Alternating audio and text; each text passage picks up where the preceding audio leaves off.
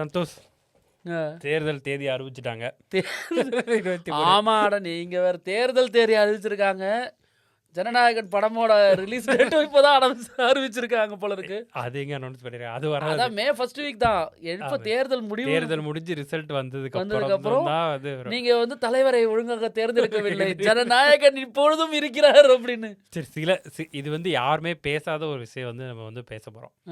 என்ன நடக்கும் அப்படிங்கறத பேச போறோம். நடந்ததுக்கு அப்புறம் என்ன நடக்கும் அப்படிங்கிற மாதிரி பேச போறோம். முதல் கேள்வி உங்களுக்கு, யாரா? அதெல்லாம் சொல்ல முடியாதா? சொல்ல முடியாதுன்னா சொல்ல தெரியல. ஏன்னா இன்னும் 2 மாதங்கள் இருக்கு. திடீர்னு ஒரு ஒரு இல்ல, இப்ப கூட்டணிலாம் வந்து உங்களுக்கு முடிவாயிடுச்சு, அது உங்களுக்கு சொல்லிடுறேன். அதான் ஓகே. அதை வச்சே பாதி முடிவு பண்ணிடலாம். 2 மாசத்துல வேற ஒன்றும் பெருசா நடந்த போறது கிடையாது. இது வரைக்கும் அரசியல் வரலாற்றுல அப்படி பூதாகரமா எதுவுமே நடந்தது இல்லை. 2 மாசத்துல அப்படி நடக்கணும்னா ஒரு உயிரிழப்போ இல்லை ஏதாவது அந்த மாதிரி ஒரு அதுதான் நான் சொல்றேன். நான் அது மாதிரி தான் நான் சொல்றேன்.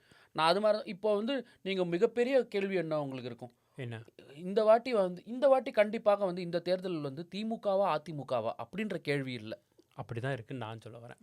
நீங்கள் அப்படிதான் இருக்கு, இப்போ கூட அப்படிதான் இருக்குன்னு நான் நினைக்கிறேன். எனக்கு என்னவோ அது வந்து திமுகவா தாவேக்காவா அப்படின்ற அவர் சொன்னாரு. அவர் இல்லைங்க, இது வந்து ஒரு வெளியில இருந்து பார்க்கக்கூடிய நமக்குமே வந்து அதிமுக வந்து கடந்த ஒரு 2 வருட காலமாகவே வந்து அம்மாவின் மறைவுக்கு பின்பு அதிமுக சொல்றீங்க. அம்மாவின் மறைவுக்கு பின்பு அதிமுக ஒரு மாதிரி டவுன் தானே அது. சரி, அது மட்டும் இல்லாம இவங்க 2 பேரும் இல்லை, இந்த பெர்ஸ்பெக்டிவ் தான் வந்து வேணும்னு தாவைக்கு நம்ம விஜய் வந்து பண்ணாரு. அதுக்கு வந்து நீங்க ஆல்மோஸ்ட் பலிகாடா தான் ஆயிருக்கீங்க. பலிகாட்னா வேற யார் இருக்கா கேள்வி கேட்க? அதிமுக இருந்து கேள்வி கேட்கறது இல்லை, நான் அதெல்லாம் சொல்லல. அவரோட இது சொல்ல வர்றது என்னன்னா, 2 பேருக்கு தான் போட்டி. ஒன்று டிவிக்கே, இன்னொன்று டிஎம்கே. ஆனால் அது உண்மையே கிடையாது. டிவிகே இஸ் நாட் ஈவன் இந்த லீக். வேணா நான் சொல்கிறேன், எழுதி வச்சுக்கோங்க. 6 சீட்டுக்கு மேலே ஜெயிக்க மாட்டாங்க டிவிக்கே. மொத்தம் 6. நான் சும்மா எக்ஸ்ட்ரா இது கிரேஸ் மார்க் கொடுக்குறேன். ஓகே, திமுகவுக்கும் அதிமுகவுக்கும் தான் போட்டியே எப்போவுமே ஃபியூச்சரில் கிடையாது. இந்த தேர்தலில் டிஎம்கே ஏடிஎம்கே தான் போட்டி. நீங்கள் சொல்கிற எல்லாமே கரெக்ட். ஏடிஎம்கே இஸ் லிட்டில் வீக்காக இருந்தனால தான் அவங்க வந்து விட்ட ஒரு கூட்டணி, பிஜேபி வேணான்னு சொல்லி லாஸ்ட் தேர்தலில் விட்டவங்களுக்கு கூட கூட்டணி அமைச்சு பண்ணுறதே நம்ம வீக்காக இருக்கணும் அவங்களுக்கே தெரியும். ஸோ டிஎம்கே அடிக்கணும்னா இந்த கூட்டணி தேவை அப்படிங்கிறத வச்சு தான் அவங்க இது பண்ணதை. இன்னொரு விஷயமும் சொல்கிறேன், இதெல்லாம் பார்க்குறதில்ல. இதுக்கப்புறம் இப்போ ரீசெண்டாக பேச்சு அடிப்படுறது என்னென்னா, டிவிக்கே வந்து இந்த என்டிஏ கூட்டணியில் சேரப்போகுதுலன்னு சொல்லிட்டாங்க, நேற்று சொல்லிட்டாங்க. ஆனால் அதை வச்சு ரொம்ப நாளாக பேச்சு ஓடிட்டு இருந்தது. சும்மா ஓட்டுரிமை இல்லாத ஒரு தமிழன் தமிழக அரசியலை பத்தி வந்து விமர்சனம் செய்கிறோம், அவ்வளவுதான். இல்லையா?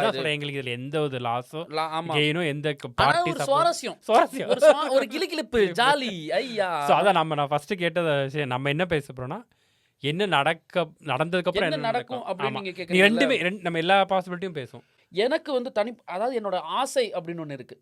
என்னோட ஆசை என்னன்னா, புதுசா வந்து யாராவது புதுசா இல்ல வரணும்னா, இப்போ கேள்வி கேட்கறதுக்கு ஆள் இருந்தா தானே வேலை செய்யறவன் ஒழுங்கா செய்வான். இப்போ கேள்வி கேட்க ஆளே இல்லை அப்படின்னு தெரியும் போது வேலை நடக்காது அப்படின்றது தான். இப்போ அந்த மாதிரியான ஒரு சூழ்நிலையில நம்மளுடைய தமிழகம் இருக்கிறது அப்படின்றது தான் ஒரு வெளியிலேருந்து. ஏன்னா கேள்வி கேட்கக்கூடிய ஆட்கள் அப்படின்னு அவங்க சொல்லும் போது, இப்போ அதே தான் இங்கே லோக்கல் அரசியல்லையும் அதானே நடக்குது. இங்கே எதிர்கட்சியோட தலைவியாக இருந்தவங்க அந்த சூசன் லீன்னு ஒருத்தங்க இருந்தாங்க, இப்போ அவங்க விட்டுட்டாங்க. இப்போ இடைத்தேர்தல் நடக்க போது அவங்களோட தொகுதிக்கு மட்டும் ஆப்போசிஷன் வீக்காக இருந்தால் உங்களுக்கு இது நம்ம தேசிய இதுலேயுமே இருக்கு. ரொம்ப கடந்த ஒரு 10 வருஷமா வந்து எதிர்கட்சி வந்து வீக்காக தான் இருக்காங்க. இப்போ ஓபிஎஸும் இபிஎஸும் இப்பொழுது வந்து என்ன ஒரு கொள்கை வேறுபாடுனால எதுக்கு இப்போ பிரிஞ்சு போய் இந்த பிரச்சனைகள்லாம் உண்டாக்கும்? இப்போ இவங்க 2 பேரும் சேர்ந்துருந்தா அட்லீஸ்ட் ஏதாவது ஒரு ஹோப் இருக்கும். அவங்க 2 பேரும் கேட்க. அப்புறம் இவங்க அம்மா மக்கள் முன்னேற்ற கழகம் டிடி விஜயநகர் பிரிஞ்சுட்டாரு. ஆமாம், இங்கே சசிகலா எல்லாமே பிரிஞ்சு தானே இருக்காங்க. ஸோ அதான் அந்த ஆப்போசிஷன் வந்து ஒன்று வீக்காக இருந்தாலே இவங்களுக்கு கொண்டாட்டம் தான். அதில் பிரிஞ்சு இருந்தாங்கன்னா இன்னும் பெரிய கொண்டாட்டம் தான். ஸோ அந்த ஒரு ஃபேக்டில் பார்க்கும்போது எனக்கு என்ன தோணுதுன்னா, அவங்க நல்ல ஒரு டஃப் கொடுக்கலாம். ஏன்னா நல்ல பிஜேபி கூட்டணிலாம் அமைச்சு இருந்தாலும் looks like it's gonna be another DMK ரெஜிமா இருக்குமோ அப்படின்னு தோணுது.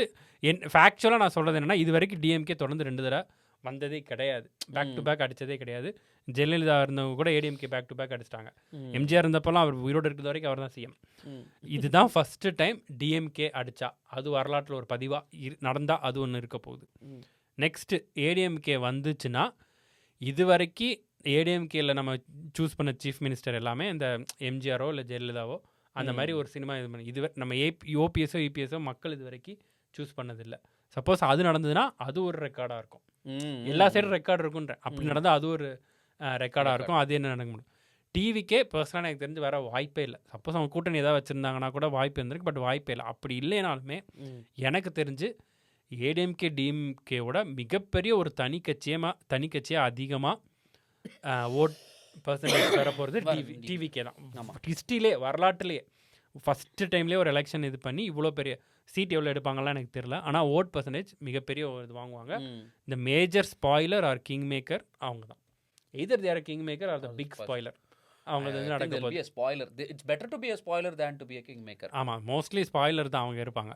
ஸோ இந்த மாதிரிலாம் விஷயங்கள்லாம் நடந்து அப்புறம் நாம் தமிழர் கட்சி அவங்க ஆல்ரெடி வச்சிருந்த வாக்கு சதவீதத்தை வச்சிருந்தாலே அவங்களுக்கு வெற்றி தான். எனக்கு வேற ஒன்றும் பண்ண தேவையில்லை. இந்த இவங்கெல்லாம் இப்போ இந்த அதிமுக முடிஞ்சா அவ்வளோதான் சொல்லி முடிச்சு. அந்த புதுப்பேட்டையில் சொல்லுவாங்கல்ல முடிச்சு அப்படிங்கிற வெறும் 5 சீட்டு தான். இப்போ மதிமுக அவங்களுக்கு ஹிஸ்ட்ரி தெரியுமான்னு தெரியல. திமுக வந்து சண்டை போட்டு வெளியே வந்த கட்சி வந்து மதிமுக. அவங்களுக்கு ஒரு காலத்தில் கலைஞரே பயந்ததாலாம் வரலாறு இருக்கு. அவங்க இன்னைக்கு இருக்கிற நிலைமையே வேற. எனக்கு மக்கள் மனதில் நிற்கக்கூடிய 2 பேர்னா அது வந்து இப்போவும் கலைஞரும் அம்மாவுமா தான் இருப்பாங்க. அப்படின்னாலும் அம்மா வச்சு இப்போ ஓட்டு வாங்குறதுக்கு விதவித கட்சி பேரில் வந்து 4 பேர் வந்து ஓட்டு வாங்குவாங்க. ஆனால் கலைஞர் பேரை வச்சு ஓட்டு வாங்குறது ஒருத்தர் மட்டும் தான் வாங்குவார். அப்படின்ற போது அதனால அங்கே போயிடும் அப்படின்னு இல்லையா? அதுதான் அந்த மாதிரி தான் ஒரு இது இருக்குது. ப்ளஸ் அதான் அந்த நீங்கள் சொல்கிற அந்த இமேஜும் இருக்குது. ஸோ நான் ஃபஸ்ட்டு வந்து பேச நினச்சது தான் என்ன நடக்கும் இதில். எதுனாலும் நடந்துட்டு போட்டோம் ப்ரெடிக்ஷன். அது யார் வின் பண்ணாலும் ஓகே. பட் அந்த நடந்ததுக்கப்புறம் என்ன நடக்குங்கிறத நான் பேசணும்னு நினச்சேன். சப்போஸ் இப்போ வந்து நாளைக்கு இது வந்து நம்ம ஒரு சும்மா ஒரு இது கிளிகிளிப்பு தான். லெட்ஸ் சே டிஎம்கே வின் பண்ணிடுச்சுன்னு வச்சுக்கோங்க. ஏடிஎம்கே என்ன ஆகும்னு நினைக்கிறீங்க? சும்மா ஒரு இது ஆல்ரெடி எல்லாரும் பிரிஞ்சு தான் இருக்காங்க. ஆமாம், இன்னும் கொஞ்சம் அந்த கட்சியே வந்து அடுத்து வந்து என்னோட ப்ரெடிக்ஷனில் தேர்தலுக்கு இருக்காதுன்ற மாதிரி தான். ஆமாம், இருந்தாலுமே வந்து அவங்க வந்து இந்த மதிமுக காங்கிரஸ் மாதிரி ஆயிடுவாங்க அப்படிங்கிற. காங்கிரஸ் ஒரு காலத்தில் வந்து மிகப்பெரிய கட்சி தமிழ்நாட்டில். அவங்கள வேற எடுத்ததே டிஎம்கே தான். அது வேறு விஷயம். ஸோ அது மாதிரி வந்து ஏடிஎம்கே ஆயிடுவாங்க. இது ஒரு பாசிபிலிட்டியாக வாய்ப்பு இருக்குது. ஏன்னா இது வந்து அவங்களுக்கு இந்த மஸ்ட் வின் கேம்னு சொல்லுவாங்கல்ல, அது மாதிரி ஒரு இது மட்டும் அவங்க வின் பண்ணலைன்னா எல்லாரும் சொல்ல ஆரம்பிச்சிருவாங்க. சொல்லி முடிஞ்சு. ஆமாம், ஏன்னா அவங்கள எந்த சிஎம் அவங்கள வின் பண்ண வச்சா ஜெயலலிதாவும் எம்ஜிஆர் மட்டும்தான். இவங்கெல்லாம் வின் பண்ண முடியாதுங்கிற ஒரு பின்பம் வந்துடும். நம்பர் 1 அதாயிரும். விஜய் ஜெயிக்க மாட்டார் கண்டிப்பாக. அவர் வந்து அதில் ரொம்ப வந்து நீங்கள் இது ஒன்றும் பெரிய இது இல்லை. ஆனால் அவருக்கு இதுவே வெற்றி தான் எனக்கு தெரிஞ்சு.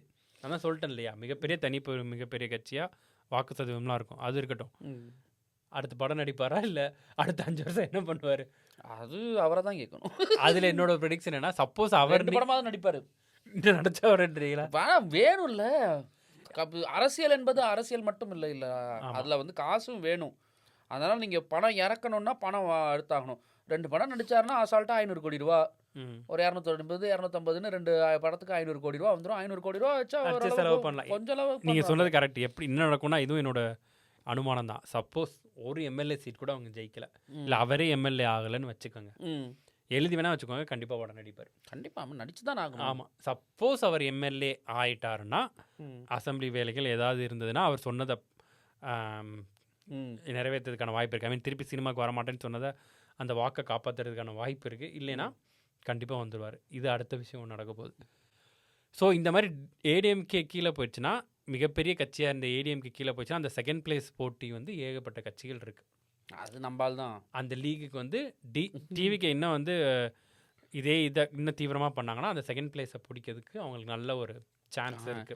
நம்பால்னு யாரை சொல்றதுன்னே தெரியல. நம்பால்னு சொன்னா அந்த நம்பாலே எத்தனை பேர் இருக்காங்க. இப்போ நீங்க சொல்லும் போது டிவிக்கு இல்லை, நான் நம்பால்னு சும்மா ஜோக்காக சொன்னது வந்து நிஜமா இதாண்டா சான்ஸ் அப்படின்னு கண்டிப்பா பாஜக உள்ள. ஆமாம், அவங்களுக்கு வந்து மிகப்பெரிய வாய்ப்பு வந்து அவங்களுக்கு இருக்கு. ஏன்னா நீ இன்னும் இதுவும் வேணாலும் எழுதி வச்சுக்கோங்க, இன்னொரு 10 வருஷத்துல இஃப் டிஎம்கே சப்போஸ் ஃபால் ஆகலைன்னா இல்லை ஃபால் ஆயிருச்சுன்னா ஏடிஎம்கே டிஎம்கே ஒரு காலத்தில் கூட்டணி வைப்பாங்க.